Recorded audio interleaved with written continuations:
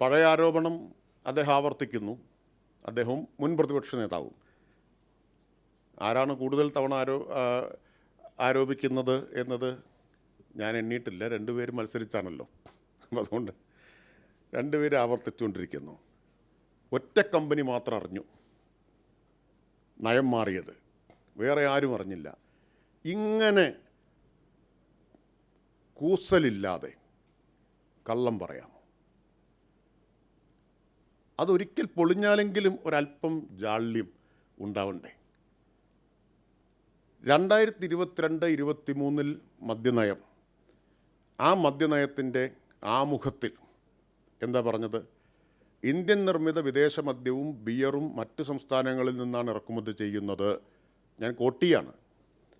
മാത്രമല്ല, ഇന്ത്യൻ നിർമ്മിത വിദേശ മദ്യം നിർമ്മിക്കുന്നതിനാവശ്യമായ അസംസ്കൃത വസ്തുവായ എക്സ്ട്രാ ന്യൂട്രൽ ആൽക്കഹോൾ പൂർണ്ണമായി സംസ്ഥാനത്തേക്ക് ഇറക്കുമതി ചെയ്യുകയാണ്.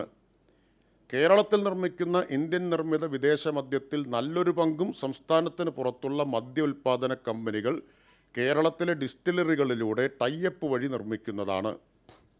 ഇതുമൂലം സംസ്ഥാനത്തിനുണ്ടാകേണ്ട വരുമാനവും തൊഴിലവസരങ്ങളും നഷ്ടപ്പെടുകയാണ്.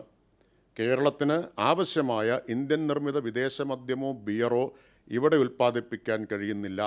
അതിനുള്ള പരിഹാരം കേരളത്തിൽ നിലവിലുള്ള സ്ഥാപനങ്ങളിൽ ഉൽപ്പാദനം വർദ്ധിപ്പിക്കുക, പുതിയ യൂണിറ്റുകൾ ആരംഭിക്കുക എന്നിവയാണ്. അതുവഴി കൂടുതൽ തൊഴിലവസരങ്ങൾ സൃഷ്ടിക്കാൻ സാധിക്കും. ഇത് 2022-23 മദ്യനയത്തിൻ്റെ ആമുഖമാണ്. മദ്യനയം നിങ്ങളെല്ലാം റിപ്പോർട്ട് ചെയ്തിട്ടുള്ളതാണ്. അത് സംബന്ധിച്ച് പ്രസ്താവന പ്രതിപക്ഷ നേതാവും മുൻ പ്രതിപക്ഷ നേതാവും ഇറക്കിയിട്ടുള്ളതാണ്.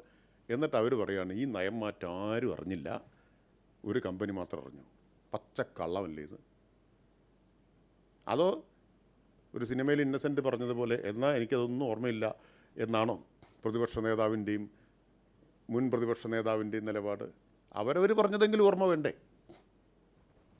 ഈ നയത്തെക്കുറിച്ച് അവരുടെ പ്രസ്താവനയുണ്ടല്ലോ, അത് രേഖയിലുള്ളതല്ലേ? ഇത് 2022-23 മദ്യനയമാണ്. 23-24 മദ്യനയത്തിൻ്റെ ആമുഖം പാര 8. സംസ്ഥാനത്തിനാവശ്യമായ ഇന്ത്യൻ നിർമ്മിത വിദേശ മദ്യവും ബിയറും സംസ്ഥാനത്തിനുള്ളിൽ തന്നെ നിർമ്മിക്കുന്നതിനുള്ള സംവിധാനം ഒരുക്കാനുള്ള ശ്രമത്തിലാണ് സർക്കാർ. മനസ്സിലായില്ലേ? എന്താ മറച്ചു വെച്ചിട്ടുള്ളത്? എന്ത് രഹസ്യാത്മകതയാണ് ഇതിലുണ്ടായിട്ടുള്ളത്? ഇതുവഴി കൂടുതൽ തൊഴിലവസരങ്ങൾ സൃഷ്ടിക്കുവാനും മദ്യത്തിൻ്റെ കയറ്റുമതിയിലൂടെ കൂടുതൽ വരുമാനം കണ്ടെത്തുവാനും സാധിക്കും. തുടർന്ന് പറയുന്നു, സംസ്ഥാനത്ത് മദ്യോൽപാദനത്തിന് ആവശ്യമായ എക്സ്ട്രാ ന്യൂട്രൽ ആൽക്കഹോൾ നിലവിൽ മറ്റ് സംസ്ഥാനങ്ങളിൽ നിന്ന് ഇറക്കുമതി ചെയ്യുകയാണ്. സംസ്ഥാനത്തിനാവശ്യമായ എക്സ്ട്രാ ന്യൂട്രൽ ആൽക്കഹോൾ കേരളത്തിൽ തന്നെ ഉൽപ്പാദിപ്പിക്കാനുള്ള നടപടി സ്വീകരിക്കും. പാര 9, 23-24 പാര 9. ധാന്യേതര കാർഷിക ഉൽപ്പന്നങ്ങൾ ഉപയോഗിച്ച് നിശ്ചിത വീര്യത്തിൽ വീഞ്ഞ് സംസ്ഥാനത്തിനകത്ത് തന്നെ എക്സൈസ് വകുപ്പിൻ്റെ മേൽനോട്ടത്തിൽ നിർമ്മിച്ച് KSBCയുടെ ചില്ലറ വിൽപ്പനശാലകളിലൂടെ വിപണനം നടത്താനും ഇത്തരത്തിൽ നിർമ്മിക്കുന്ന വീഞ്ഞിന് സാധ്യമായ മറ്റു വിപണികൾ കൂടി കണ്ടെത്താനും ശ്രമിക്കും.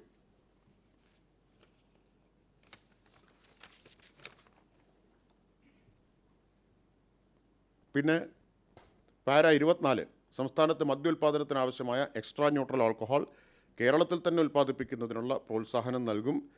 ആയതിന് തയ്യാറാകുന്ന ഡിസ്റ്റിലറികൾക്കും പുതിയ യൂണിറ്റുകൾക്കും അനുമതി നൽകും. എങ്ങനെയാണ് ഇതാരും അറിഞ്ഞില്ലെങ്കിൽ അത് അവരുടെ കുഴപ്പമാണ്, പ്രതിപക്ഷത്തിൻ്റെ കുഴപ്പമാണ്.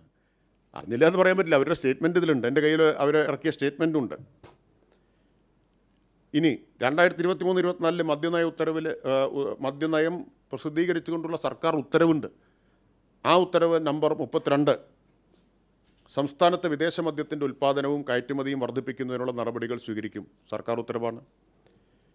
22-23 മദ്യനയ ഉത്തരവിലെ നമ്പർ 22 നിലവിലുള്ള നിയമമനുസരിച്ച് യോഗ്യതയുള്ളവർക്ക് ബ്രൂവറി ലൈസൻസ് അനുവദിക്കും. ആരും അറിയാതെ ചെയ്ത കാര്യമാണോ? 22-23 മദ്യനയ ഉത്തരവിലെ നമ്പർ 24 കേരളത്തിലെ തനത് കാർഷികോൽപ്പന്നങ്ങളിൽ ധാന്യങ്ങൾ ഒഴികെയുള്ളതിൽ നിന്ന് വൈൻ നിർമ്മിക്കുന്നതിന് അനുവാദം നൽകും. എന്നിട്ട് പ്രതിപക്ഷ നേതാവ് പറയുകയാണ്, അതുപോലെ മുൻ പ്രതിപക്ഷ നേതാവും പറയുകയാണ്, ഇതാരും അറിഞ്ഞില്ല, മദ്യനയത്തിലെ മാറ്റം ഇവർ മാത്രമാണ് അറിഞ്ഞത് എന്ന്. ഇവർ തന്നെ പ്രസ്താവന ഇറക്കിയിട്ട് അവരിപ്പോൾ പറയുന്നു അറിയില്ല. അത്ര സത്യസന്ധതയില്ലാതെ സംസാരിക്കാൻ കഴിയുന്ന ആൾക്കാരാണ് ഇവർ. പിന്നെ ഇതിൽ നിങ്ങൾക്കൊരു ചോദ്യം ഉണ്ടാവും, ഞാൻ ഇപ്പോൾ വിശദീകരിക്കാത്ത ചോദ്യം വരുമ്പോൾ പറയാമെന്ന് വെച്ചിട്ടാണ്. ഉണ്ടാവും എന്ന് ഞാൻ വിചാരിക്കുന്നു. പ്രതിപക്ഷ നേതാവ് ആവർത്തിച്ച് പറയുന്നൊരു കാര്യമുണ്ട്, അദ്ദേഹം എല്ലാം വായിച്ചു, അപ്പോൾ അതിലിങ്ങനെയല്ല പറയുന്നത്. നിങ്ങൾ ചോദിക്കുമ്പോൾ ഞാൻ പറയാം.